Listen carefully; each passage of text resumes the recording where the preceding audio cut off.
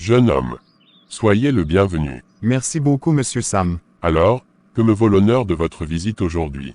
Et pouvez-vous vous présenter? Bien sûr, je m'appelle Ivan, et voilà mon oncle Jean-René. Nous sommes venus vers vous aujourd'hui avec mon oncle, parce que j'ai rencontré une magnifique créature qui me plaît beaucoup. Et après m'être renseigné, j'ai appris que c'est ici qu'elle et sa famille vivent.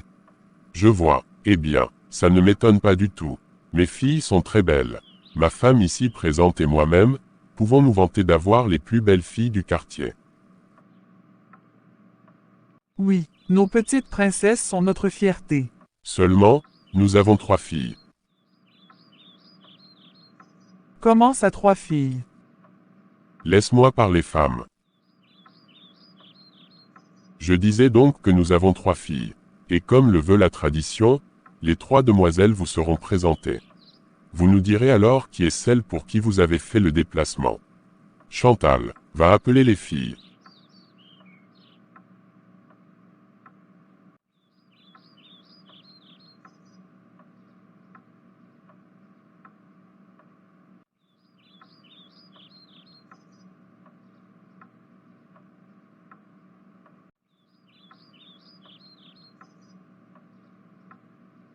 Alors, qui est celle pour qui vous êtes là?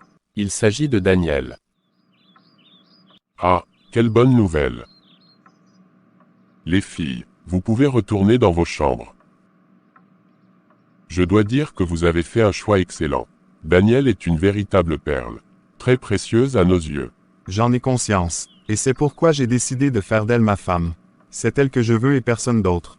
Je veux l'épouser. Alors là, c'est impossible. Daniel est notre 2e fille.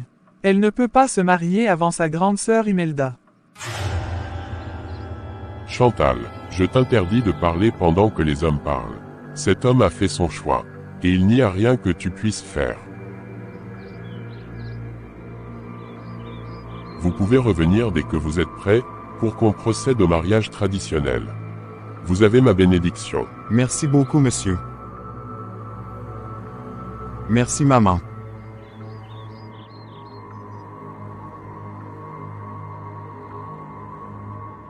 Est-ce que c'est ta voiture que j'aperçois là? Oui c'est ça maman. Ça c'est très bien. Écoute, ne prends surtout pas en considération ce que vous a dit mon mari. Daniel ne peut pas se marier avant Imelda. Je te conseille donc de choisir Imelda plutôt que Daniel. Tu verras, tu ne le regretteras pas. Imelda est non seulement belle, mais elle est aussi intelligente et disciplinée. Maman, avec tout le respect que je te dois, Daniel est celle que j'aime. Et c'est elle que j'épouserai. Maintenant, je te prie de m'excuser, mais je dois prendre congé de vous. Bonne journée. Je vois que tu campes sur ta position. Mais il est hors de question que tu épouses cet inutile de Daniel, alors que ma fille Imelda est là en train de vieillir sans que personne ne l'épouse.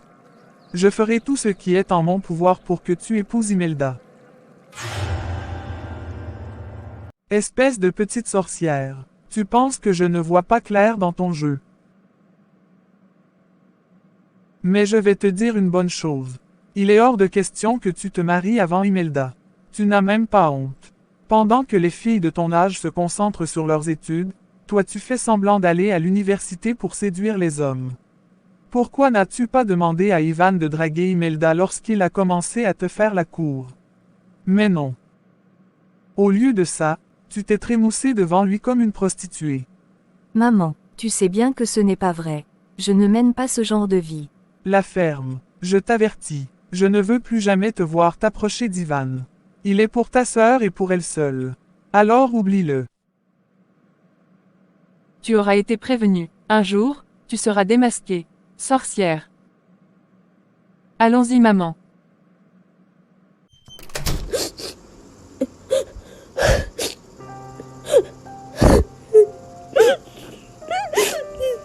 Daniel, sèche tes larmes. Maman et Imelda sont comme ça.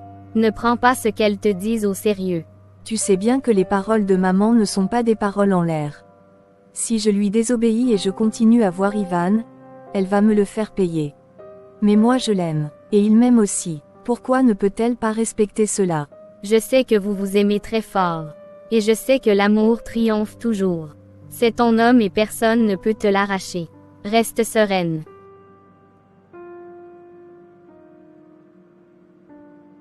Maman, est-ce que tu penses qu'elle t'écoutera et qu'elle restera loin d'Ivan?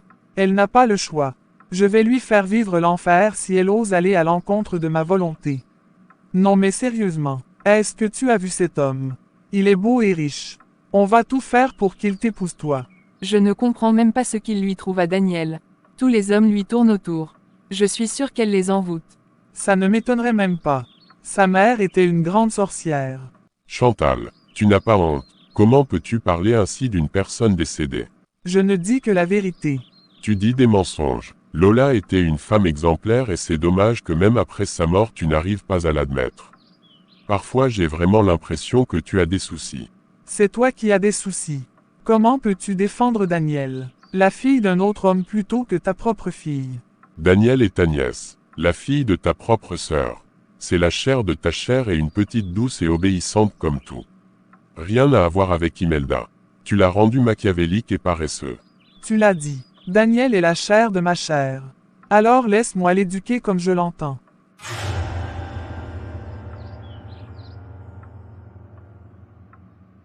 Mon amour, dis-moi ce qui ne va pas. Après le coup de fil que je t'ai passé hier, j'ai su que tu n'allais pas bien. Ça s'entendait dans ta voix. C'est maman. Elle m'a menacé hier pour que je rompe notre relation et que je reste loin de toi. Elle veut que tu épouses Imelda. Ça jamais, elle peut toujours courir. Ne me dis pas que c'est juste pour ça que tu es si abattu. Je ne te laisserai jamais. C'est ton pied mon pied comme on dit. Voilà, un petit sourire, ça fait plaisir. Allez, on va manger. Je suis sûre qu'elle est allée voir Ivan. Alors que tu le lui as interdit. J'espère que tu vas lui donner une bonne leçon. Tu peux compter sur moi. Tu sais bien ce que je peux faire. La voilà, elle arrive. Bonsoir maman. Bonsoir. Attends-moi à l'intérieur. D'accord. Ne t'ai-je pas dit de ne plus jamais revoir Ivan? Pourquoi est-il venu te déposer en voiture?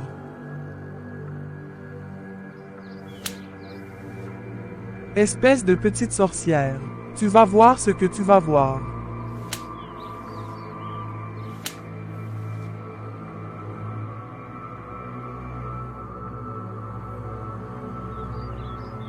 Maman, mais tu l'étrangles. Sors d'ici toi. Personne ne t'a appelé. Cette fois-ci c'en est trop. Daniel, prends tes affaires, on part d'ici.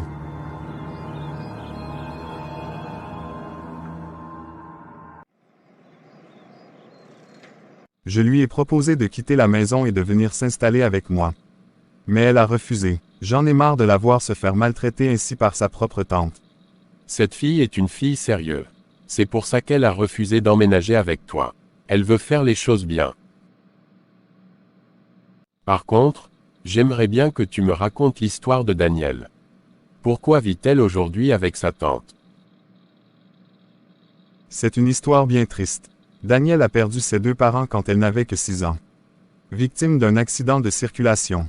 Depuis, elle vit avec sa tante, qui est la grande sœur de sa défunte mère, son mari et les filles de cette dernière. Et pour te dire vrai, Daniel ne s'est jamais senti aimé et accepté par sa tante, qui lui a fait voir de toutes les couleurs toutes ces années. La pauvre petite. Petite puce, pourquoi tu fais cette tête? Papa, tu es rentré. Oui, je rentre à peine. Alors dis-moi, que se passe-t-il? C'est maman. Elle m'a encore frappé, juste parce que je suis allée au restaurant avec Ivan. Papa, je l'aime, et je veux être avec lui. Je ne le supporterai pas de le voir épouser une autre. Mais maman s'oppose totalement à notre relation. Comment vais-je faire? Ne pleure pas ma fille.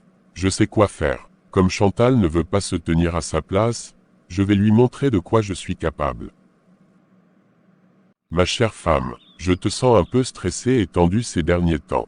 J'ai décidé de te faire voyager toi, Imelda, et Grace. Allez vous reposer quelques jours au soleil. Je resterai ici avec Daniel. J'ai besoin d'elle pour qu'elle m'aide dans mon travail. Mon mari, c'est une très bonne idée. Reste avec Daniel et surtout veille bien à ce qu'elle ne fréquente pas Ivan. Bien sûr, cela va de soi.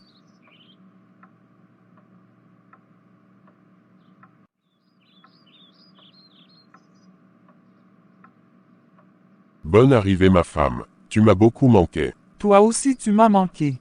Alors, où est Daniel? Daniel est chez son mari Ivan. Il est allé la doter cette semaine auprès de la famille de son défunt père. Tout s'est bien passé. Quoi? Mais de quoi tu parles? Je t'ai eu Chantal. Le jeu est terminé. La petite est mariée. Il faut y faire. Comment as-tu pu me faire ça? Samuel, tu es allé si loin juste pour Daniel. Tu es vraiment un homme indigne. Un mauvais mari. Oui, je connais déjà la chanson.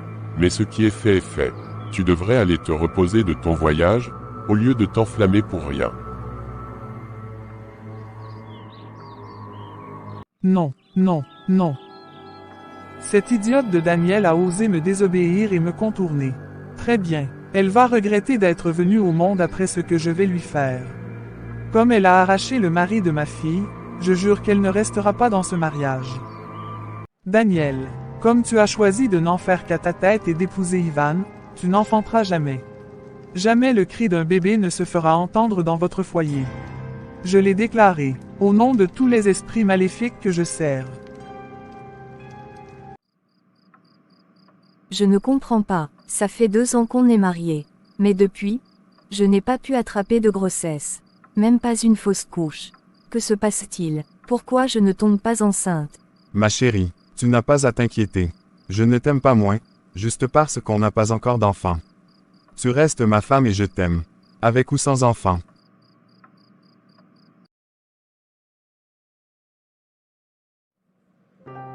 Encore un autre mois, et encore un autre bébé test. Depuis 1 an déjà je ne cesse d'en acheter et de faire le test en espérant qu'il soit positif, mais rien du tout. Je commence vraiment à perdre espoir.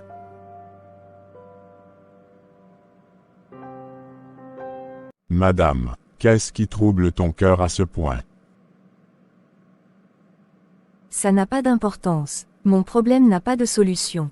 Même la médecine n'arrive pas à comprendre ce qu'il m'arrive. Ma chère, tout problème a une solution. Il suffit de chercher la solution au bon endroit. Si vous le voulez, nous pouvons aller dans un endroit plus discret, et je prierai pour vous.